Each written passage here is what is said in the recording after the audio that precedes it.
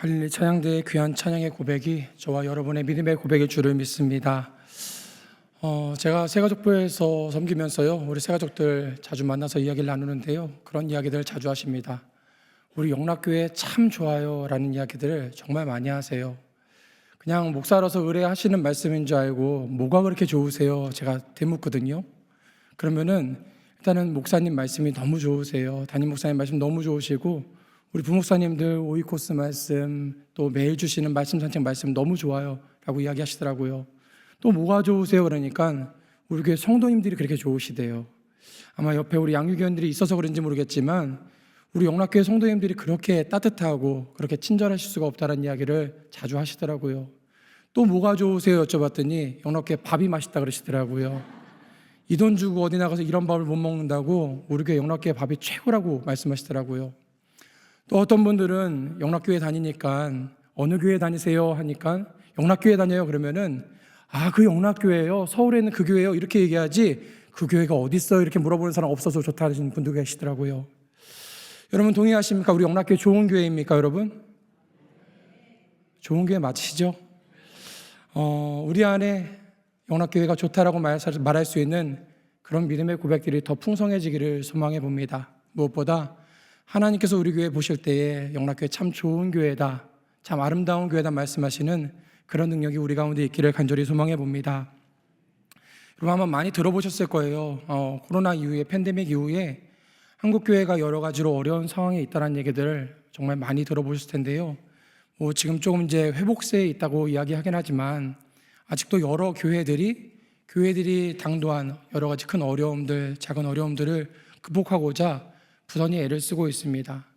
그래서 오늘 이 시대의 이 변화된 시대 속에서 뭐가 우리에게 가장 힘든 일인가, 가장 어려운 일인가를 분석하기도 하고 조사하기도 하고 또 거기에 맞게 우리 교회가 앞으로 어떻게 나가야 될 것인가, 어떤 방향과 어떤 정책을 가지고 교회 사역에 힘써야 될 것인가에 대해서 많은 사람들이 관심을 갖습니다. 사실 그런 관련된 책도 많고요, 연구하시는 분도 많고요, 저마다 교회 상황에 맞게 교회에 맞는 해결책들을 여기저기서 꺼내옵니다. 어떤 교회들에서는 이제 목회자를 새로 모실 때요, 그 사전에 그 설문처럼 목사님들께 질문을 냅니다. 우리 교회에 맞는 목회 방향을 한번 제시해 보십시오라는 그런 질문을 내는데요, 가만히 보면은 그 교회에 대해서 아직 아는 게 없잖아요. 그 교회를 가본 것도 아니고 그냥 그저 그 교회가 몇 년 됐는지, 어느 동네에 있는지, 성도가 몇 명이나 모이는 대충 이런 거 가지고 이 교회가 어느 방향으로 가야 되는지를 서술하는 게 사실 쉽지 않아서 그냥 일반적인 이야기를 할 수밖에 없는 것 같습니다. 그냥 솔직히 내심은요, 하나님이 알아서 하시겠죠 라고 쓸 수밖에 없을 것 같아요. 그런 생각을 하다가 갑자기 궁금해졌습니다. 하나님께서는 우리 교회를 어떻게 생각하실까? 하나님 앞에서 우리 영락교회는 어떤 교회일까? 우리 영락교회가 이만큼의 부지를 가지고 있고 이만큼의 성도들이 모여 있고 또 이만큼의 예산과 또 이만큼의 사역들을 하나님 앞에 내어줬을 때 우리 영락교회는 어떤 교회일까 생각을 해보았습니다. 사실 우리가 신앙생활함에 있어서 예수님이라면 어떻게 생각하실까? 예수님이라면 어떻게 하셨을까 하는 것은 우리 신앙생활에서 아주 중요한 지표 중에 하나이기도 합니다. 여러분 한 번쯤 들어보셨을 겁니다. 예수님이라면 어떻게 하셨을까? 아마 책 제목으로 많이 알고 계실 텐데요, 여러분 찰스 쉘던 목사님이 이 책을 쓴 시기가 1896년입니다. 그리고 나서 이 책이 정작 유명해졌던 게 1900년대 후반에 가서 미국에 있던 그 복음주의 학생들이 예수님이라면 어떻게 하셨을까라는 것을 팔찌로 만들어서 또 옷에 새기고 모자에 쓰면서 우리가 어떻게 하면 예수님을 따라 살 수 있을까를 한창 고민했던 그것으로 유명해졌었지요. 근데 사실 여러분 그 책의 제목은 예수님이라면 어떻게 하셨을까가 아닙니다. 그 책의 원래 제목은 예수님의 걸음을 따라입니다. 예수님의 발자취를 따라가 이 책의 원래 제목입니다. 그리고 그 안에 부제로서 예수님이라면 어떻게 하셨을까라는 부제가 달려있는데 이 부제가 더 유명해졌던 것이지요. 여러분 사실 그렇습니다. 우리의 신앙에 여러 가지 목표들이 있지만 우리의 신앙에 있어서 어떤 것을 따라하고 모방하는 것도 분명히 중요하지만 우리 신앙에서 더 중요한 것은 그 예수님의 걸음을 따라 그 예수님과 함께 걸어가면서 함께 살아가는 것, 그것이 우리 신앙생활에 있어서 가장 중요한 것이 아닐까 생각해 봅니다. 드문 일이지만 요즘에 워낙에 이 일이 드물어서 그런데요, 누군가 교회를 칭찬한다고 했을 때, 또 어떤 목사님에서 칭찬한다고 했을 때 사실 그 칭찬이나 그 환호가 의미가 없을 수도 있다는 생각을 해봅니다. 왜냐하면 하나님께서 그 교회를 바라보시면서, 주님께서 그 목사를 바라보시면서 하나님께서 칭찬하지 않으시고 하나님께서 높이 들리지 않으시면은 사람들이 아무리 칭찬을 한다 하더라도, 사람들이 아무리 좋은 교회, 좋은 목사를 하더라도 엄밀히 말하면 아무런 의미가 없기 때문이기도 합니다. 우리가 가질 수 있는 유일한 기준은요, 하나님이 어떻게 보시는 것인가, 하나님이 그 교회를 어떻게 바라보시는가, 하나님께서 그 목회자와 그 교회 성도들을 어떻게 바라보시는가, 하나님께서 바라보신 그 시선만이 우리의 삶의, 우리의 믿음의 기준이 될 수 있기 때문이라는 것이지요. 교회뿐만이 아닙니다. 세상의 모든 것이 다 마찬가지입니다.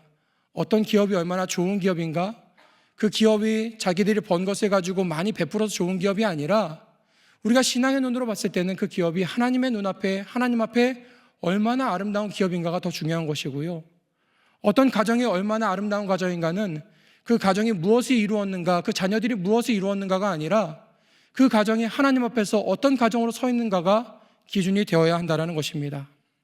하나님이 인정하시는 교회, 하나님이 인정하시는 목회자, 하나님이 인정하시는 성도들, 하나님이 기뻐하시는 교회, 그것이 우리 영락교회의 목표가 되어야 할 줄을 믿습니다. 그런 면에서 오늘 본문의 말씀은요, 우리에게 상당히 큰 도전을 던지고 있습니다. 본문에서 예수님께서 어느 인류 역사의 어떤 한 특정 세대를 가리켜서 예수님께서 평가하시는 본문이 나와 있는데요, 이 본문을 통해서 우리는 예수님께서 어떤 기준을 가지고 계신지, 어떤 관심을 갖고 계신지, 또 예수님께서 정말 가치를 두신 것이 무엇인지를 우리는 발견할 수 있게 된다는 것이지요. 우리 16절, 17절 말씀 다시 한번 읽어보겠습니다. 이 세대를 무엇으로 비유할까? 비유하건대 아이들이 장터에 앉아 제 동물을 불러 이르되 우리가 너희를 향하여 피리를 불어도 너희가 춤을 추지 않고 우리가 슬피 울어도 너희가 가슴을 치지 아니하였다 함과 같도다. 아멘. 이 세대를 무엇으로 비유할까? 여기서 말하는 이 세대는 어떤 세대입니까? 예수님이 계시던 그 세대이지요. 1세기 유대를 살아가던 그 사람들을 바로 예수님께 이 세대라고 말씀하셨습니다. 그 세대를 가리켜서 예수님께서 그 청중들에게, 그들에게 아주 익숙한 장면을 가지고 비유를 들으셨는데요, 다름이 아니라 장터에 나와 있는 아이들을 비유로 들으셨다라는 거예요. 사실 요즘에야 시장들이 그냥 상설로 시장이 열려서 장터 문화가 이렇게 우리 도시에서 잘 보이지 않지만, 지금도 시골 지역이나 지방 지역에 가면은 4일장, 5일장, 6일장에서 한가하던 그 장터에 장날이 되면 사람들이 많이 모여서 아주 왁자지껄한 모습을 보신 적이 있으실 겁니다. 평상시에는 그것이 그냥 광장 아무것도 없는 들판이었는데요, 장날만 되면은 사람들이 많이 모여서 서로 장사를 하기도 하고 흥정을 하기도 하고 여기저기 막 음악이 나오기도 하는 그런 장터를 한번 생각해 보시면 좋을 것 같아요. 기본적으로 장터는 활기찬 곳입니다. 사람들의 왕래가 많이 있고요, 그 가운데서 사람들이 기쁨이 있고 또 그 가운데서 여러 가지 인간 사는 모습들이 그대로 버무려져 있는 곳이 바로 이 장터이지요. 이 장터에 예수님께서 아이들이 있었다는 걸 말씀하시는 거예요. 여러분, 아이들 하면 생각나시는 거 있으시죠? 그냥 여러분 손주, 손녀들, 또 자녀들 생각하시면 될 것 같아요. 아이들 생각하면은 참 귀엽고 순수하잖아요. 여러분, 지난 금요일에 오신 분들 보셨을 겁니다. 우리 아이들이 얼마나 리액션이 좋은지, 반응이 좋은지 보셨을 겁니다. 앞에서 분홍색 자켓 입은 목사님이 한마디만 빵 하시면 아이들이 그냥 저마다 손을 막 들고요, 자기가 대답하겠다고 난리를 쳐요. 아이들끼리는요, 처음 만나도요, 한 5분 정도 보면은 서로 막 형님, 동생 하면서 누나, 언니 하면서 금방금방 친해집니다. 어디다 갖다 놔도 아이들은 그렇게 친밀해질 수 있는 능력을 갖고 있는 것 같아요. 에너지가 넘칩니다. 생명력이 넘치지요. 근데 예수님께서 지금 비유를 드셨어요. 장터와 아이들입니다. 그 시끌벅적하고 활기찬 장터와 그 생명 넘치는 아이들이 만났습니다. 그 시너지를 생각하면요, 이 장터의 아이들이란 이 단어 안에는 엄청난 에너지가 있어야 됩니다. 엄청나게 시끄러운 소리가 들려야 되는데, 오늘 이 본문에 보니까요, 예수님의 비유 속에 보니까 이 장터의 아이들의 모습이 우리가 기대하는 것과는 사뭇 다르다라는 겁니다. 분명히 장터 한가운데 아이들이 몰려 있는데 아무런 소리가 들리지 않는 거예요. 오히려 아이들이 두 무리로 갈라 있었어요. 이쪽에 한쪽에 앉아있는 아이들은 얼굴이 빨갛게 달아올랐습니다. 저쪽에 벽에 기대어 서 있는 아이들이 있는데요, 그 아이들의 표정을 보니까 뾰루퉁하고 시큰둥합니다. 그때가 그 앉아있던 아이 중에 하나가 이야기합니다. 야, 우리가 피리를 보면 니네가 춤을 춰야지 그렇게 가만히 있으면 어떡해?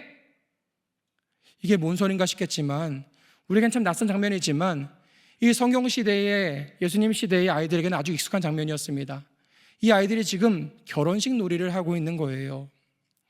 여러분, 예나 지금이나 결혼식 하면요, 사실 그 마을에 가족들이 아주 큰 행사이지요.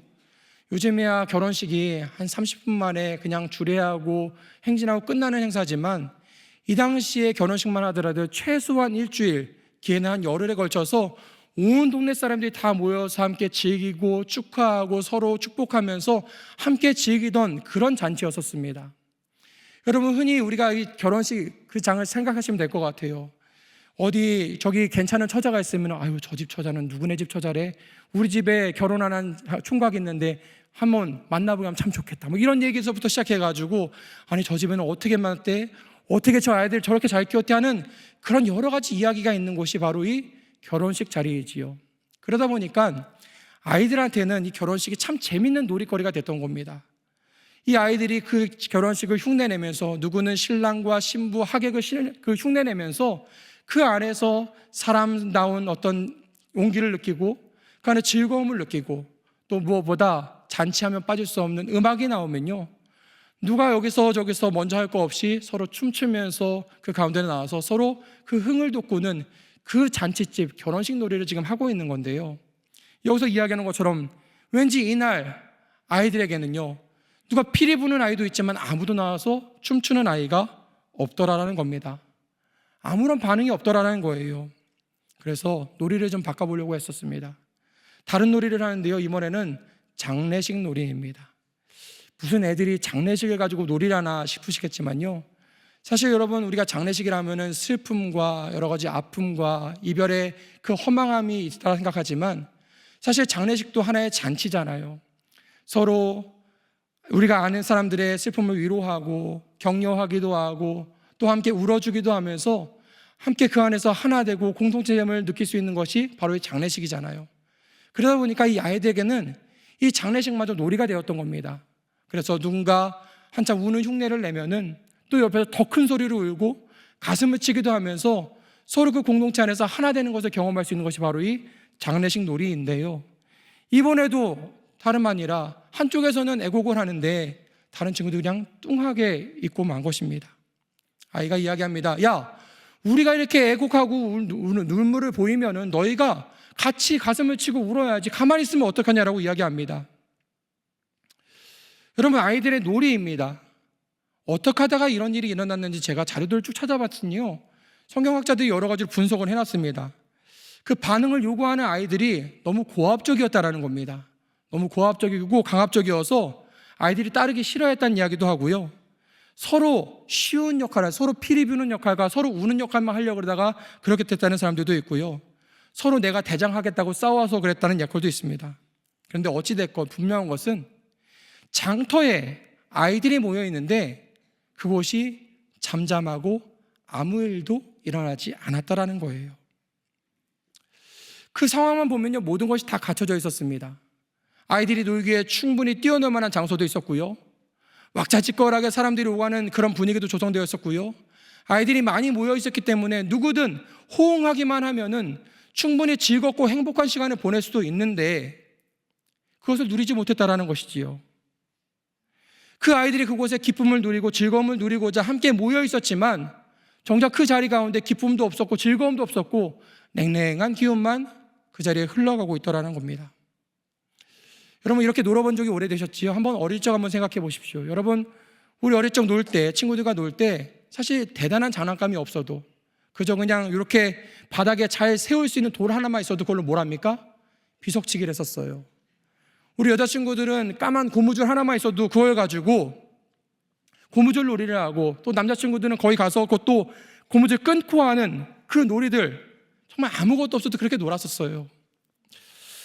저는 옛날에 친구들과 엄마 아빠 놀이를 참 많이 했습니다. 엄마가 되기도 하고 아빠가 되기도 하고 아들이 되기도 하고 딸이 되기도 하고 삼촌이 되기도 하고 서로 역할을 맡아서 노래를 하면요, 다들 뭐 집에서 있었던 일들 다 끄집어냅니다. 어제 우리 아빠가 술 드시고 오셔서 이런 얘기부터 시작해서 엄마 아빠 싸운 얘기, 누나한테 맞은 얘기 막 나오는데요, 참 그 놀이가 재밌었어요. 가만히 생각을 해보니까, 나중에 생각을 해보니까 거기 모였던 아이들이 다 화목한 가정은 아니었었거든요. 근데 적어도 그 아이들이 모여서 노는 그 시간만큼에는 그 가족이 참 화목한 가정이었고 참 즐거운 가정이었다라는 거예요. 그게 아이들의 놀이입니다. 그런데 오늘 본문에서 이 놀이를 한번 보세요. 아이들이 모두 모여있는 이 장면 한번 보시기 바랍니다. 어느 아이 하나 끝내 화해하거나 양보하지 않았고 결국엔 그냥 그렇게 뿔뿔이 흩어져 버릴 수밖에 없었다라는 거지요. 예수님께서 이 비유를 사람들에게 들려주시면서 내가 이 세대를 무엇에 비유할까? 장터에 많은 아이들이 모여있지만 아무것도 하지 못하고 그냥 털털털 돌아가는 그 어린아이들과 같다라고 말씀을 하고 계신 거예요. 그러면서 이어서 예수님께서 그 세대의 실태를 아주 직설적으로 말씀하시는데요, 18절부터 19절 말씀입니다. 우리 다시 한번 18절 19절 읽어보겠습니다. 요한이 와서 먹지도 않고 마시지도 아니하매 그들이 말하기를 귀신이 들렸다 하더니 인자는 와서 먹고 마시매 말하기를 보라 먹기를 탐하고 포도주를 즐기는 사람이요 세리와 죄인의 친구로다 하니. 여기까지 한번 보겠습니다. 이게 이 사람들의 모습이었어요. 일찍이 세례 요한이 광야로부터 와서 그들에게 외쳤습니다. 회개하라, 천국이 가까이 왔느니라. 독사의 자식들아, 회개에 합당한 열매를 맺으라. 좀 과격한 표현이긴 하지만 죄의 사슬에 얽매여서 죽어가고 있던 그 사람들에게 마치 장례식에서 애통하는 것처럼 하나님 앞에 돌이켜 회개하라라고 외쳤습니다.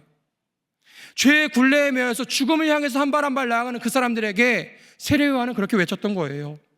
그래서 사람들이 어떻게 반응했었습니까?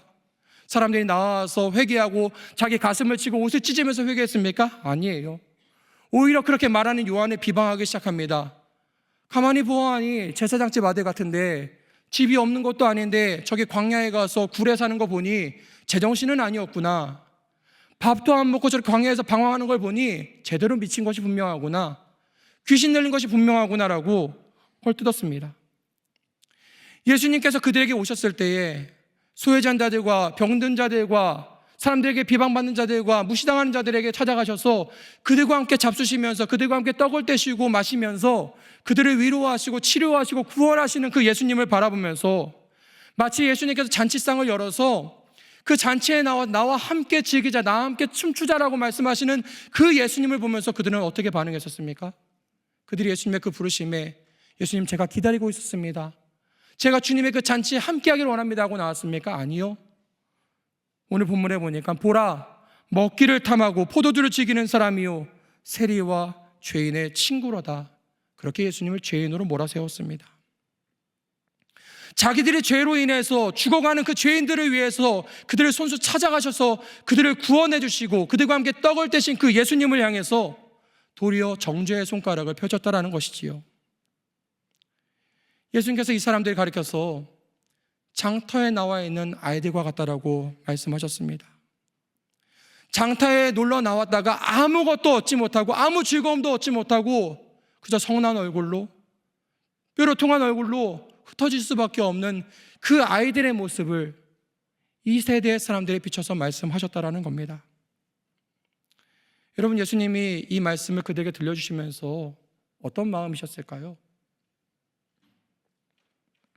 예수님은 어떤 심정과 어떤 마음으로 이 말씀을 그 앞에 있는 청중들에게 들려주고 계셨을까요?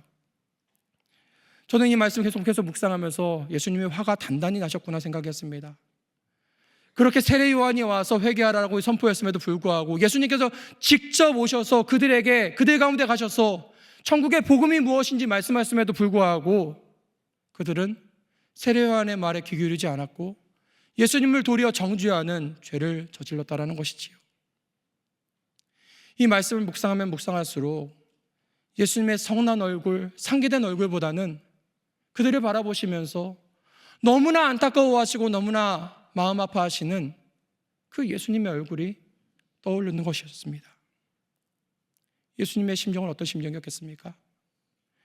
이 세대가 그 죄된 습관을 버리고 애통하면서 다시 하나님 앞에 회개하며 나오는 것을 예수님 기다리고 계셨을 것이고요, 예수님께서 마련하신 그 복음의 잔치 가운데 나와서 함께 춤추며 기뻐하는 것을 예수님께서 기다리셨을 텐데, 그 누구도 예수님의 그 잔치에 초대에 응하지 않고 세례요한의 돌이키라 하는 그 회개의 메시지에 귀를 기울이지 않는 그 모습을 바라보면서 예수님 얼마나 애통해 하시면서 속상해 하실지 그 예수님의 얼굴이 가슴에 다가오는 것 같았습니다. 가만히 생각을 해보니까요, 여러분, 예수님께서 말씀하신 이 세대만큼 인류 역사상 복 있는 세대가 있었을까 생각이 됩니다. 하나님께서 약속하신 그 구원이 실제로 실현된 세대가 바로 이 세대였었습니다. 혹시라도 못 알아볼까 봐 하나님께서 예수님이 앞서서 세례요한을 보내셔서 예수님이 오실 것을 미리 예고까지 하셨습니다. 그리고 예수님께서 직접 이 땅에 오셔서 그들과 함께 드시고 그들과 함께 주무시고 그들과 함께 땀 흘리시면서 그들에게 말씀을 가르치시고 그들에게 기적을 보여주신 세대가 바로 이 세대였다라는 것이지요. 예수님께서 십자가에 달려 돌아가신 것을 본 세대가 바로 이 세대였었고요, 예수님께서 3일 만에 부활하신 사건을 본 세대가 바로 이 세대였었습니다. 오늘 아침에 우리가 본 본문이지만 요한일서 1장 1절입니다. 태초로부터 있는 생명의 말씀에 관하여 우리가 들은 바요 눈으로 본 바요 자세히 보고 우리의 손으로 만진 바라. 그 세대가 어떤 세대예요? 바로 이 세대입니다. 정말 말 그대로 그들이 본 대로, 그들이 들은 대로, 그들이 만진 대로 믿기만 하고 순종하기만 하면 그 주님께서 주시는 그 기쁨과 은혜를 누릴 수 있었음에도 불구하고 그 기회를 놓쳐버렸다라는 거예요. 그 즐거움을 놓쳐버리고 잃어버렸다라는 겁니다. 여러분, 세상에 이보다 더 불쌍한 사람들이 어디에 있습니까? 이보다 더 안타까운 일이 어디 있겠습니까? 우리가 생각해도 이렇게 안타까운데 예수님 보시기에 어떠시겠을까요? 내가 이 세대를 무엇으로 비유할까? 내가 이 세대를 어떤 모습으로 비유해야 될까? 비유하건대 예수님의 이 말씀 사이에는 예수님의 애끓는 심정이 그 안에 그대로 배어있더라는 것입니다. 이 말씀을 준비하면서 예수님의 마음을 가만히 묵상하다가요, 제 마음속에 들려진 하나의 음성이 있었습니다. 이 말씀, 내가 이 세대를 무엇이라 비유할까라는 이 말씀 계속 묵상하는데요, 내가 박 목사를 무엇에 비유할까라는 음성이 들렸어요. 갑자기 좀 숨이 막히는 것 같더라고요. 저 지금 설교 준비 잘하고 있는데요, 갑자기요, 저한테요. 한번 생각해 봤어요. 그래서 나는 예수님 보시기에 어떤 목사일까? 곰곰이 생각해 봤습니다. 이렇게 좋은 교회에서 좋은 성도님들과 함께 말씀을 나누고 함께 기도하고 함께 예배드리고 너무나 감사한 일들이 많습니다. 그런데 나는 어떤 목사일까? 이 은혜의 잔치 가운데 들려오는 그 피리 소리에 나는 귀를 기울이고 있는 것일까? 주님께서 내게 들려주시는 그 은혜의 찬양 소리에 나는 기꺼이 그 앞에 나아가 다른 사람 눈치 보지 않고 그 앞에 나가서 기꺼이 춤출 수 있는 준비가 되어 있을까? 말씀을 통해서 기도 가운데서 하나님께서 내 마음에 애통함을 주실 때에, 내 마음에 긍휼함을 주실 때에 나는 정말 주님의 그 마음을 따라 애통하고 있는 것일까? 주님께서 내 마음 가운데 성도들의 아픔을 보여주시고 그 눈물을 보여주실 때에 나는 정말 주님의 그 마음에 동참해서 애통하고 있는 그런 목사인가 생각해 보게 되었습니다. 주님께서 다 보여주셨는데, 다 들려주셨는데, 다 만지게 해주셨는데 나는 과연 주님께서 보여주신 대로, 주님께서 들려주신 대로, 주님께서 가르쳐주신 대로 그렇게 믿고 듣고 보고 행하는 목사인가? 예수님의 마지막 19절 말씀이 눈에 들어오더라고요. 19절 하반절입니다. 지혜는 그 행한 일로 인하여 옳다함을 얻느니라. 여러분 요즘에 요리 프로그램도 유행하는 거 아시지요? 여러분 많이 보신 분도 계실 텐데요. 그 중에 한 유명한 요리사가 이런 이야기를 하는 거 들었습니다. 요즘에 식당 등급을 매길 때 별 하나, 별 두 개, 별 세 개에서 별 하나는 음식을 아주 잘하는 음식점, 별 두 개는 한 번쯤 멀리 있어도 찾아갈 만한 음식점, 별 세 개는 그 음식점만 놓고 그곳에 갈 가치가 있는 음식점을 별 세 개 음식점이라고 그러더라고요. 그런데 이 요리사가요, 요리를 배우고 훈련할 때 별 세 개짜리 식당에서 음식을 배웠다고 합니다. 얼마나 자부심이 높았겠어요. 야, 내가 그래도 별 세 개짜리 음식점에서 요리하는 요리사인데. 그런데요, 이 요리사가 이렇게 고백하는 것이었습니다. 가만히 돌아보니까 별 세 개짜리 음식점에서 요리를 했다 하더라도 내가 별 세 개는 아니더라고요. 그러는 거예요. 내가 별 세 개짜리 레스토랑에서 몇 번을 일해봤지만 내가 별 세 개짜리 요리사는 아니었다라는 거예요. 그 가게의 주인 요리사가 별 세 개이지 나는 그냥 그 안에서 일하는 한 명의 요리사 중에 한 명뿐이었다라는 거예요. 갑자기 그 요리사의 이야기가 생각이 나면서 내가 있는 곳이 내가 아니구나, 내가 가진 직분이 내가 아니구나라는 생각이 들었어요. 하나님 앞에서 내가 어떤 사람인가, 하나님 앞에서 나라는 목사가 어떤 목사인가가 중요한 것이지 내가 어느 교회에서 사역하고 있고 내가 얼마만큼의 성도들을 알고 있는 것이 중요하지 않다는 생각이 들었어요. 여러분, 예수님의 비유 속에 이 세대를 다시 한번 생각해 보시기 바랍니다. 하나님의 선민으로 구분된 사람들입니다. 성전을 중심으로 살아가고 있는 사람들이고 율법을 준수하며 살아가고 있는 사람들이고 그들 중에는 바리새인도 있고 사두개인도 있고 제사장도 있었습니다. 조상 대대로 아브라함의 가문의 사람들이 넘쳐났었습니다. 그런데 그들은 예수님이 보시기에 한낱 자기 고집만 강조하다가 아무것도 하지 못하고 아무런 즐거움도 느끼지 못하고 뿔뿔이 흩어버리는 철없는 아이들에 불과했었습니다. 남을 비난하고 탓하다가 그저 모두가 상처 입고 돌아갈 수밖에 없는 그런 철없는 아이들에 불과했다라는 거예요. 반대로 그 시대의 죄의 아픔을 온몸으로 끌어안고 광야로 나아가서 굴에 거하면서 음식을 끊고 하나님 앞에 기도했던 사람이 있었지요. 사람들이 그를 귀신 들렸다 손가락질하기도 했지만 하나님께서 주신 그 사명 가지고 그 광야에 나아가 줄인 배를 기도로 채워가면서 회개를 선포했던 그 사람을 가리켜서 예수님은 여자에게 낳은 자 중에 이보다 더 큰 사람이 없다라고 그를 인정해 주셨습니다.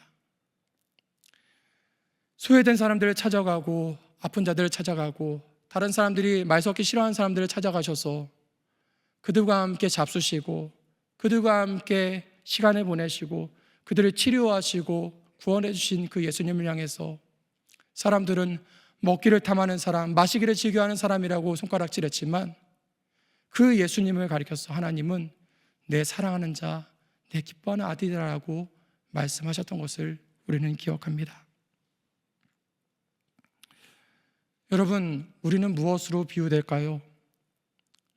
제가 가지고 있는 목사라는 직분과 여러분들이 가지고 계신 장로, 집사, 권사, 성도의 직분, 우리가 가진 직분, 우리가 섬기는 이 교회의 이름보다 하나님께 인정받는 성도 되시기를 간절히 소망합니다. 하나님을 미소 짓게 하는 교회가 됐으면 참 좋겠어요. 하나님을 기쁘시게 하는 성도들이 되면 참 좋겠어요. 하나님께서 인정하시는 가정들이 되면 좋겠고요. 하나님께서 복 있다 말씀하시는 사람들이 되면 참 좋겠습니다. 때로 우리의 영혼 가운데 하나님의 그 애통하시는 음성이 들려올 때 우리도 기꺼이 그 하나님의 애통하심에 동참할 수 있는 그런 영혼이 우리에게 있기를 축복합니다. 하나님께서 우리에게 기쁨의 피리 소리를 들려주실 때에 정말 눈치 보지 않고 다른 사람들 흉보지 않고 너도 나도 할 거 없이 그 가운데 나아가 함께 그 복음의 춤을 출 수 있는 저와 여러분 될 수 있기를 간절히 소망합니다. 2026년 하나님께서 우리에게 새로운 잔치의 자리를 허락해 주셨습니다. 우리 성도님들의 모든 삶의 자리가 하나님께서 여시는 잔치자리 될 수 있기를 축복합니다. 그 자리 가운데 우리가 마음껏 찬양하면서 마음껏 춤추면서 복음의 능력으로 함께 춤추며 주님과 동행하는 저와 여러분 되시기를 주님의 이름으로 축원드립니다. 함께 기도하겠습니다. 하나님, 저희에게 이렇게 좋은 교회 허락해 주시니 감사를 드립니다.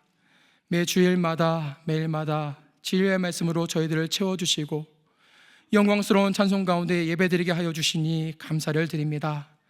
주님께서 베풀어 주시니 귀한 잔치를 살아가게 하셨으니 날마다 그 복음의 능력 안에 춤춘 교회 되게 하여 주시옵소서. 저희의 귀가 주님의 음성을 듣게 하여 주시고 저희의 눈이 주님의 얼굴을 보게 하시며 저희의 몸이 주님의 손과 발을 쫓아 행하게 하여 주시어서 주님 보시기에 아름다운 교회, 주님 보시기에 복된 가정, 주님 보시기에 지혜로운 성도들의 삶을 살아가도록 인도하여 주시옵소서. 우리 구주 예수님의 이름으로 기도하옵나이다. 아멘.